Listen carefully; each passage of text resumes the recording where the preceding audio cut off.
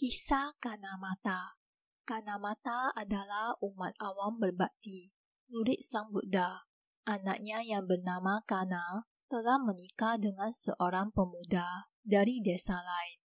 Suatu ketika, Kana menjenguk ibunya untuk beberapa waktu. Suaminya mengirim pesan agar ia segera pulang ke rumah. Ibunya berkata kepadanya untuk menunggu beberapa hari sebab ia ingin membuatkan daging manis dendeng untuk suami Kana. Esoknya, Kanamata membuat sejumlah dendeng. Tetapi, ketika 4 biku berpindah patah di rumahnya, ia mendanakan sejumlah daging kepada mereka. 4 biku tersebut berkata kepada biku lainnya tentang persembahan dana makanan dari rumah Kanamata.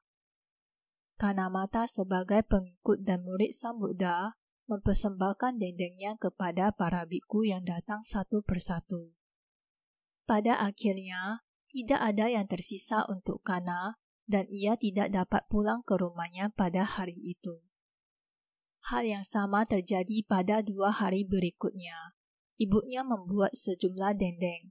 Para biku datang berpindah patah di rumahnya. Ia mempersembahkan dendengnya kepada para biku, sehingga tidak ada yang tersisa untuk dibawa pulang anaknya, dan anaknya tidak dapat pulang ke rumahnya.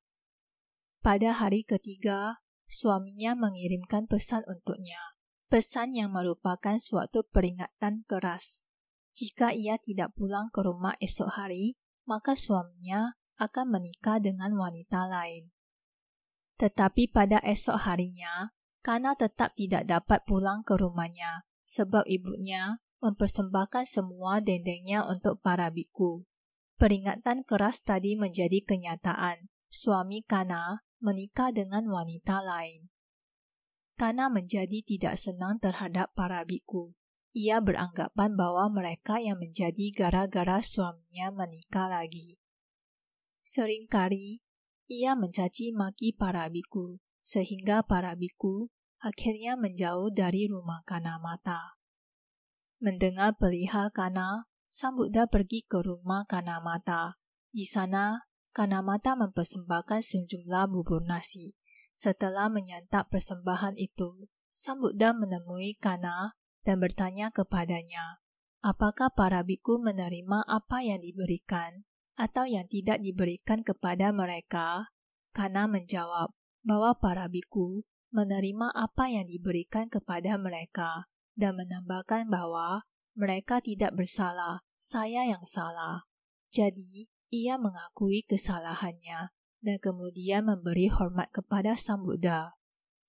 Sang Buddha kemudian memberikan khotbah. Setelah mendengarkan khotbah itu, Kana mencapai tingkat kesucian Sotapati. Pada perjalanan pulang ke vihara, Sang Buddha bertemu dengan Raja Pasenadi dari Kosala.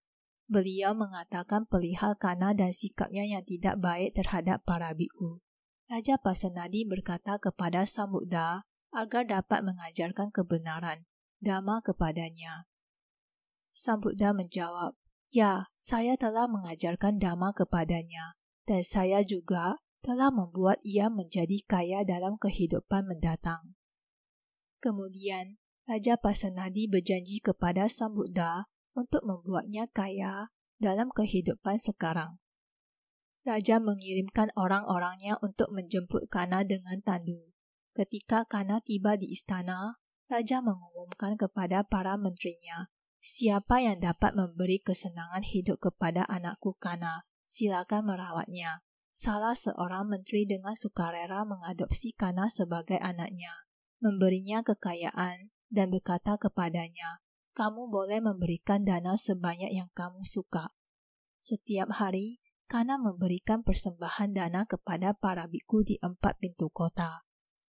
Ketika berkata tentang Kana dan kemurahan hatinya dalam memberikan dana, Sang Buddha bersabda, para biku, pikiran Kana sebelumnya diselimuti kabut dan lumpur, sekarang telah menjadi jernih dan tenang oleh kata-kataku. Kemudian, Sang Buddha membabarkan syair 82 berikut. Bagaikan danau yang dalam, airnya jernih dan tenang. Demikian pula, Batin para orang bijaksana menjadi tentram karena mendengarkan Dhamma.